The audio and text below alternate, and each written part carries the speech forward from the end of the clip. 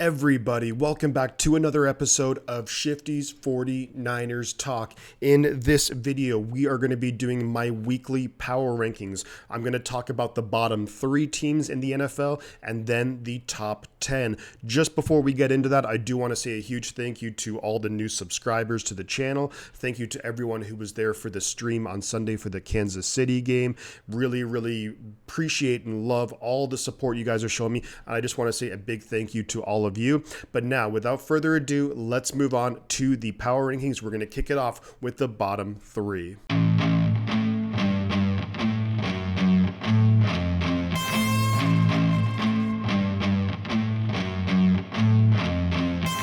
So coming in as the 30th best team or the third worst team are actually going to be the Pittsburgh Steelers. I don't think I've ever seen the Steelers look as bad as they're looking right now. When you really couple the fact that they're 2-5, their awful quarterback play. Kenny Pickett really has played incredibly poorly.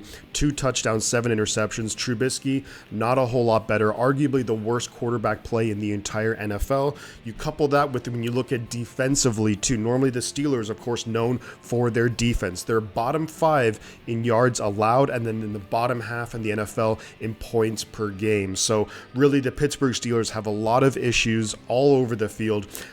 Really, it's kind of hard to say, and it automatically, it stems with bad quarterback play, but also the defense has been letting them down big time. Now, moving on to the second worst team, and this is going to be the Houston Texans with a record of 1-4-1 on the season. Look, they have a bottom 10 offense, a bottom 5 defense. Really, they're playing complementary football in the worst way possible. They're not scoring many points. They're not stopping anyone. So it's unlikely that we'll see the Houston Texans, win many games this year. However, let's give credit where it's due. Dameon Pierce has looked really good as the number 1 bell cow running back in Houston. Not only that, Davis Mills had a pretty solid game last week.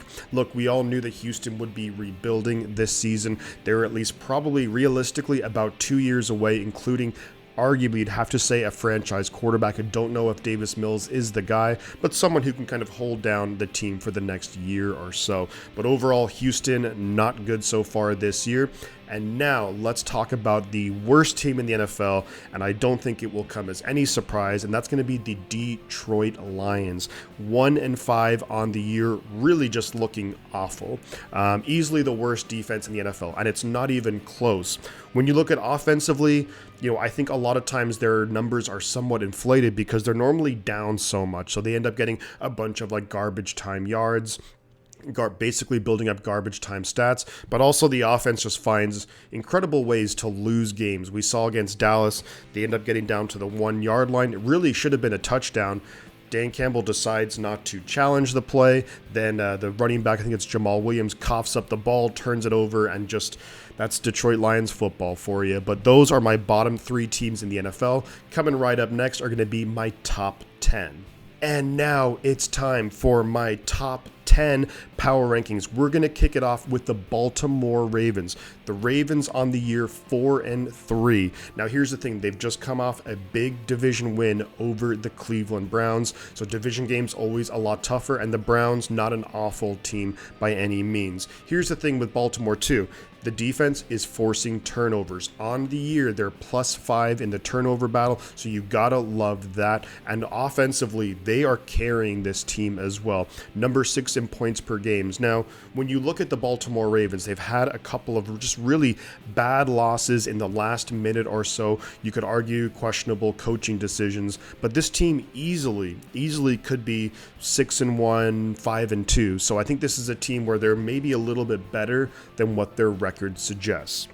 Now, let's move on to number 9. It's going to be the Tennessee Titans. The Titans on the season, 4-2. And with the Titans, they have a pretty easy schedule playing in the AFC South. They just beat the Colts 19-10 last week. You think they have their number? The Texans, the Jaguars, those are just, poor football teams, to say the least. So ultimately, you think that, Tennessee will pile up wins, but they really do have areas to improve. Both their offense and the defense really hasn't got into a rhythm yet, but if they can get, Derrick Henry the ball, Robert Woods, maybe Treylon Burks comes back from injury, I think Tennessee can make some noise, and they are going to be a playoff team in my opinion, simply for the fact that the division is so bad.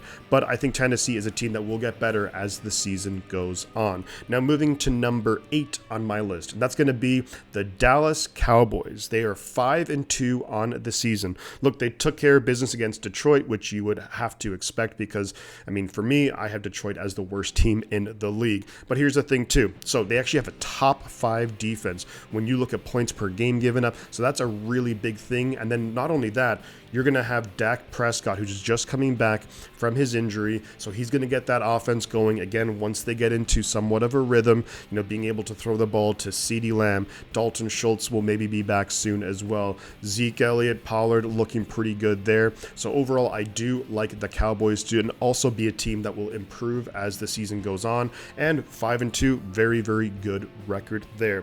Now, moving into our number 7, we're going to have the New York Jets. Jets defense is top 10 in the NFL. Robert Saleh doing a fantastic job, not only coaching the team, but also really coaching up that defense. The big thing here when it comes to the Jets is Breece Hall out for the year. He's having a fantastic rookie year. They traded for James Robinson, so of course that's a big deal right there. That'll help mitigate the loss of a Breece Hall, and I do like Michael Carter as the backup running back, but how will the offense look? And Zach Wilson, he's played okay so far, but he needs to get better and be more consistent. He actually has a lot of weapons to work with offensively. Corey Davis, you think about Elijah Moore, who things are a little bit iffy there now, but also Garrett Wilson, CJ Uzama. They have a bunch of guys in the passing game. They get them involved. If he can be a little bit more consistent, then I think the Jets have a chance to be a very, very good team, and they're already playing very well. Now, let's move on to number 6, and that's going to be the Cincinnati Bengals at 4-3 on the year. Now, Joe Burrow, what he did to Atlanta was ridiculous. He had 340 yards, I think, in the first half, ended with almost 500, looking really good. The offense seems to be clicking in a big way. And here's the thing, too. I think that offensive line, because they added a lot of new pieces, it is, of course, going to take some time for them to gel.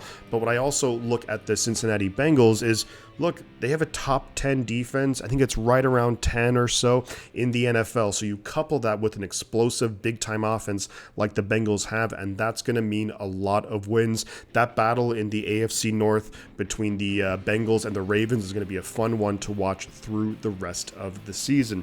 Now we're going to be moving up into my top 5, so stay tuned for that. At number 5, we are going to have the Minnesota Vikings. Now, the Vikings are, of course, coming off a bye week. And the Vikings, certain games, they've looked fantastic. They absolutely destroyed Green Bay week 1, but maybe it turns out that Green Bay aren't as good as we thought. They've had some very, very close wins, but overall, their record speaks for itself. You're 5-1 on the year. Now you're coming off a bye week, and I think, good things will happen. That division does not look good at all, so that also lends itself to being able to accumulate even more wins throughout the year. Minnesota Vikings, the offense looking good. Justin Jefferson, arguably one of the best receivers in football. It's very hard to argue his numbers. Defense needs to keep playing well and forcing turnovers. Now, number 4 is going to be the New York Giants. So 6-1 on the year, and these guys just keep on winning. The game against Jacksonville, and Jacksonville have played some good football, but also Jacksonville played some really bad football, and they put up a fight against the Giants. Through 3 quarters, Jacksonville were leading the game. Giants had a good 4th quarter, managed to come away with the win over Jacksonville. But here's the thing to me. Saquon Barkley, he might be one of those offensive MVP type guys. He's having a fantastic year so far with the Giants. The defense is making plays when they need to, and they played very well against Jacksonville. And to me, the biggest thing is their coaching has just been absolutely fantastic. Brian Daboll is probably, for me, the front runner when it comes to coach of the year so far. He has been great. Now, let's move on to our top three. We're going to have at number three, we're going to have the Kansas City Chiefs, 5-2 on the year. And of course, they just came off a very impressive win versus the 49ers. The offense looked absolutely unstoppable. The defense was able to make plays when they needed to, able to pressure Garoppolo, able to just really shut down the Niners run game ultimately when it counted. But that offense, man, watching it was just, I was so impressed by Kansas City's offense, and if they can continue to build on that. And here's the thing too with Kansas City, they just traded for Kadarius Toney. So all these different weapons with all these different guys with different skill sets, and it's going to be nearly impossible to match up with them. Couple that with Patrick Mahomes, who to me is the best quarterback in the NFL, and you have an amazing play caller in Andy Reid, and teams are going to have to score, probably 30 plus points a game. The only team that seemingly can slow them down, somehow the Colts did. I don't know, that was maybe just a fluke game, but also the Buffalo Bills. And you feel like Buffalo and Kansas City are basically on a collision course in the AFC, and I'm totally here for it. It's going to be a whole lot of fun. Now, number two in my power rankings are going to be the Philadelphia Eagles. Look, 6-0 on the year, the only undefeated team in the NFL. They are also coming off a bye week similar to Minnesota. And another thing, huge addition for the Eagles, in my opinion, is they added Robert Quinn, the pass rusher from Chicago. Robert Quinn, to me, criminally underrated, really good pass rusher. He's going to a very good defensive line in Philadelphia, and their roster is just loaded upon loaded upon loaded. Big deal is, can Jalen Hurts keep up his play? Can he, if he's even just good, I think the Eagles are really the class of the NFC. So Eagles 6-0, can they keep their unbeaten streak running? We'll see how it goes. And then, of course, number one, it's going to be the Buffalo Bills at 5-1 on the year. Buffalo, same as Philadelphia and Minnesota, they are also coming off a bye week. And that's one of those things where I don't like to use a bye week against a team, where Kansas City, very impressive against the 49ers, and they clobbered us. But I still think that you can't negate what Philadelphia and Buffalo have done. Hence, I'm keeping the top three as is. But Buffalo, they're just amazing offensively. Their defense is great. Maybe they'll get some guys back from injury. There are rumors to be possibly trading for some players. So Buffalo is a team, to me. Buffalo, Philadelphia, Kansas City are tier one, and then you have a bunch of teams in tier two behind them. But overall, Josh Allen, that defense, wow, that's an amazing combination right there. But that is my video for the power rankings, guys. You have my bottom three and you have my top 10. So let me know your thoughts in the comments. If you agree with me, if you disagree with me, and if you do disagree, please, feel free to share why. This is just my thoughts on the NFL so far this year, but happy to hear what you guys have to say. And again, thank you for everyone for stopping by the videos and the streams. Really means a lot, really helps out the channel. Do consider dropping a like on the video and subscribing if you like the content I put out. But I'm going to leave it there, guys, and I'm going to say two things. The butt counts. I'm going to catch you guys on the flip side.